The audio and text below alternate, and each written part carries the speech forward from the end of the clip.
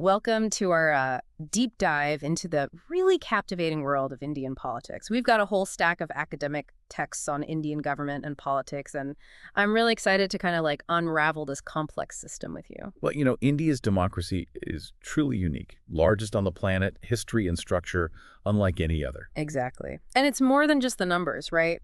We're going to uncover how these political parties in India operate, how elections actually work in such a vast and diverse country, and what forces are shaping its political landscape. You can think of this as your backstage pass to understanding Indian politics. Sounds like a plan. So the first thing that really kind of struck me was just the sheer number of political parties in India.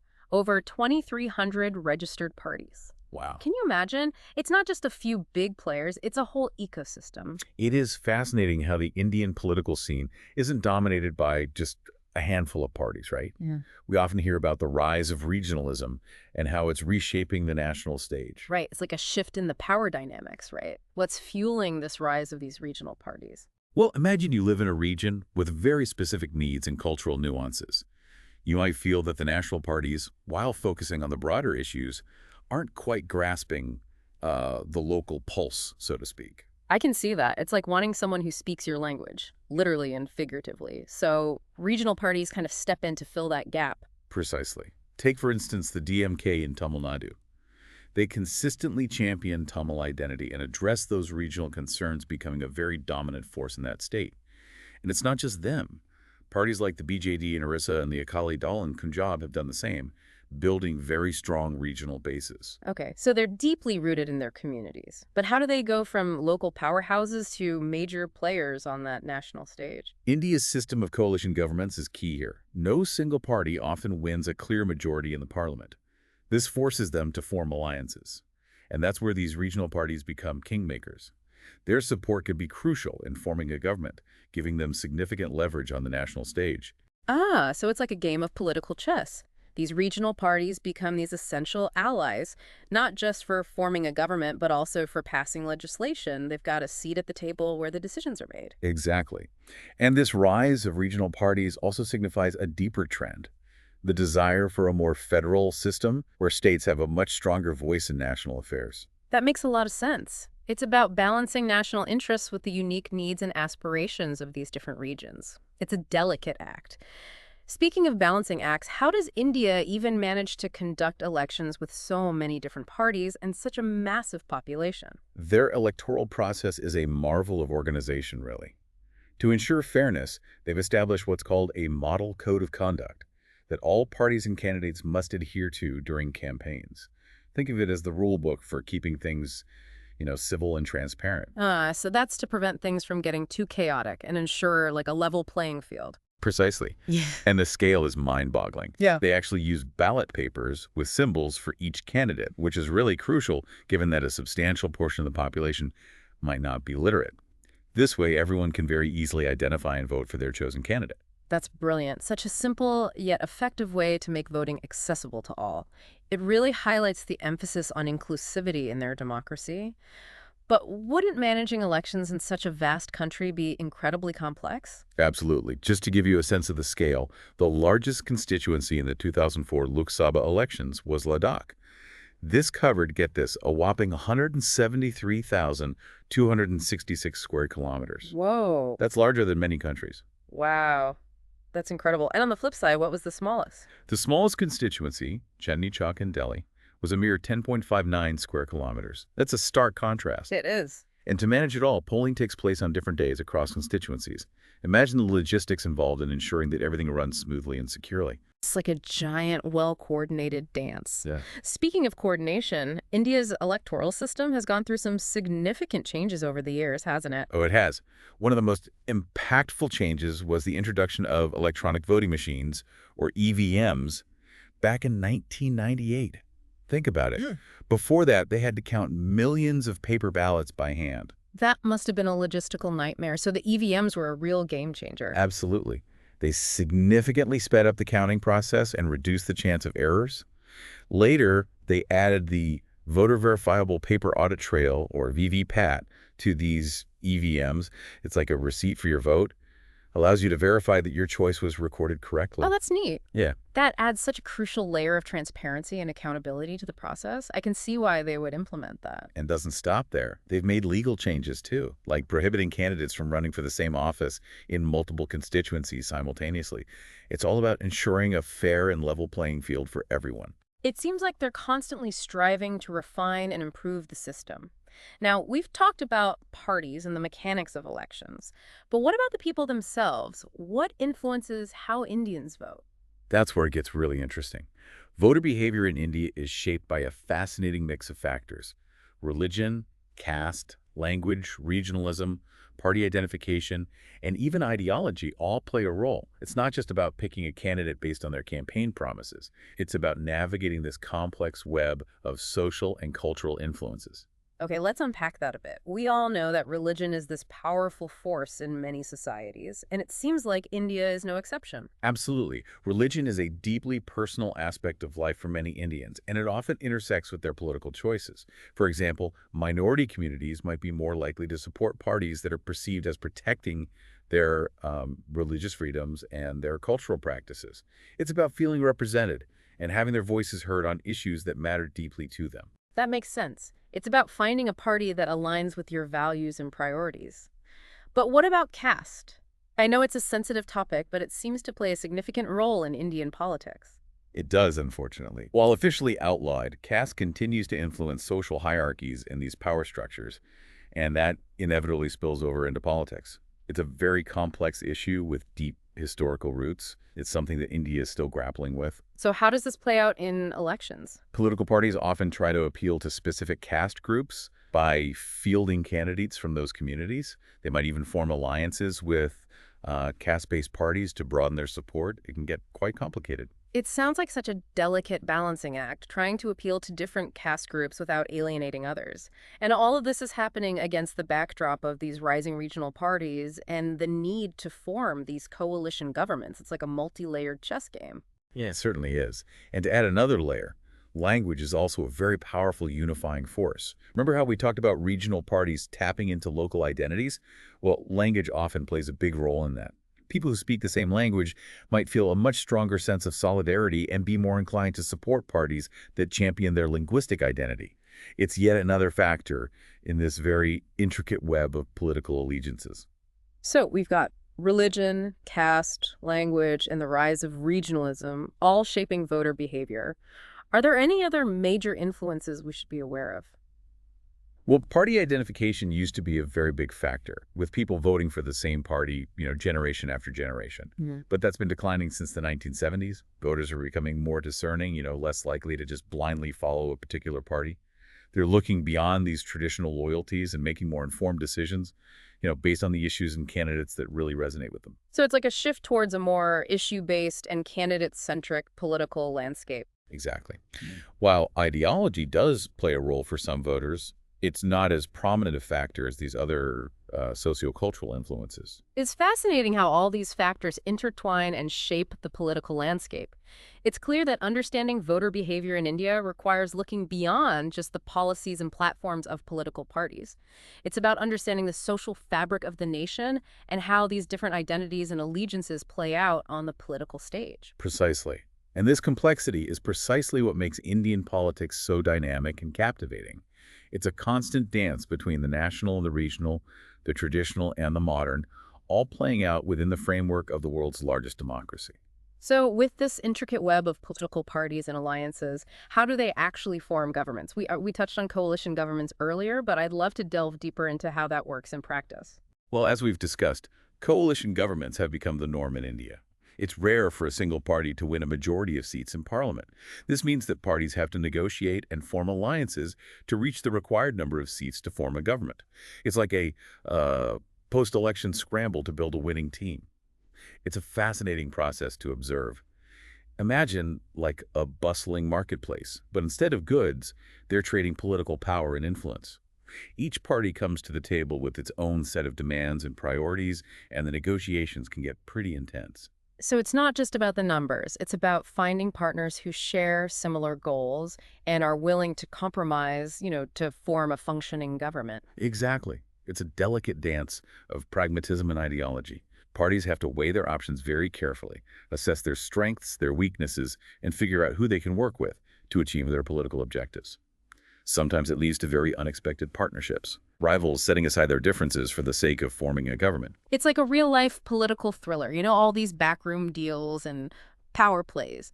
But are there any downsides to this, like constant need for coalitions? We talked about instability before, but are there other concerns as well? There are, of course. One major criticism is that coalition governments can be prone to policy paralysis. With so many different voices, so many interests at the table, it can be tough to reach a consensus and implement, like, bold reforms. Imagine trying to steer a ship with multiple captains, all pulling in different directions. I can see how that would be frustrating for voters who are hoping for decisive action on important issues. It's like everyone gets a say, but no one gets their way completely. Are there any other potential pitfalls of these coalition governments? Another concern is that they can be more susceptible to corruption and horse trading. Smaller parties, holding the balance of power, might leverage their position to extract concessions and favors, things that aren't necessarily in the best interests of the nation. Yeah, it's like a breeding ground for political maneuvering and backroom deals, which can erode public trust. It makes you wonder, if everyone's compromising, is anyone really representing the people's interests? That's a valid concern, and it highlights the need for much greater transparency and accountability in coalition governments. Voters need to be able to see how decisions are being made and who's really benefiting from them. So it's a trade-off, right? You get a more diverse range of voices in government, but it comes at the cost of potential inefficiency and vulnerability to corruption. It really makes you appreciate the complexities of democratic systems. It certainly does, and it highlights the importance of having a robust and independent judiciary, a free press, and a very vigilant civil society to hold those in power accountable, regardless of whether it's a single party or a coalition government. That's a great point. It's like having multiple layers of checks and balances to ensure that power isn't concentrated in just one place and that the interests of the people are being served. Now, with all these challenges and complexities, has there ever been a major effort to reform the electoral process itself? There have been numerous attempts, throughout India's history to fine-tune the electoral process. The Election Commission plays a very crucial role in ensuring free and fair elections. They're constantly implementing measures to address concerns and improve the system. So it's an ongoing process of adapting and evolving to meet the needs of a changing society. What are some of the key areas they've focused on in these reform efforts? One major area is campaign finance. There's this continuous push for greater transparency in political funding to curb the influence of money in elections. Think of it as trying to level the playing field and ensure that elections are decided based on ideas and policies, not by who has the deepest pockets. That's a crucial aspect of any democracy. But I imagine it's a tough nut to crack, finding that balance between free speech and preventing undue influence from wealthy donors. Absolutely, it's a complex issue with no easy solutions. But the goal is to try to find that sweet spot where money doesn't drown out the voices of ordinary citizens, where everyone has a fair chance to participate in the political process. So it's about ensuring that democracy truly represents the will of the people, not just the will of the wealthiest. What other areas have been targeted for reform? Another key area is voter registration and participation. India has made significant progress in making it easier for people to register and cast their ballots. But there are still challenges in ensuring that every eligible voter can exercise their right to vote. It's about making the system truly inclusive and accessible to all, regardless of their background or circumstances. What kind of challenges are we talking about here? It could be anything from voter ID requirements, polling booth accessibility, to voter education, ensure that people understand their rights, know how to register, and feel confident in navigating the voting process. Yeah, it's like building a democracy from the ground up, Yeah. Making sure that everyone has the tools and knowledge they need to participate fully. Exactly. And technology is playing an increasingly important role in these reform efforts. Yeah. India was a pioneer in using electronic voting machines to streamline the voting process and make it much more efficient. And they're constantly exploring other tech solutions. It's amazing how technology can be harnessed to, strengthen democratic processes. What other technological innovations are they looking at? They're exploring things like online voting, blockchain-based systems to further enhance transparency, security, and accessibility. It's all about making the system as robust and trustworthy as possible. It's like they're constantly pushing the boundaries of what's possible in electoral management, using technology to empower citizens and make their democracy even stronger. Now, before we wrap up, I'm curious about the role of pressure groups and civil society organizations in Indian politics. How do they influence the political landscape and hold those in power accountable? That's a crucial aspect of any functioning democracy. Pressure groups or, interest groups play a vital role in representing the diverse interests of Indian society and advocating for specific causes. They could be business associations, labor unions, environmental groups, human rights organizations. The list goes on. So it's like a network of voices, each representing a particular segment of society and pushing for their concerns to be heard. It sounds like a very dynamic and active space. It is. They use a variety of tactics to influence policy and decision-making, from lobbying government officials and organizing protests to filing public interest litigation and running, media campaigns. It's about making their voices heard and holding those in power accountable. So it's like this constant push and pull between these different groups, each trying to shape the direction of the country.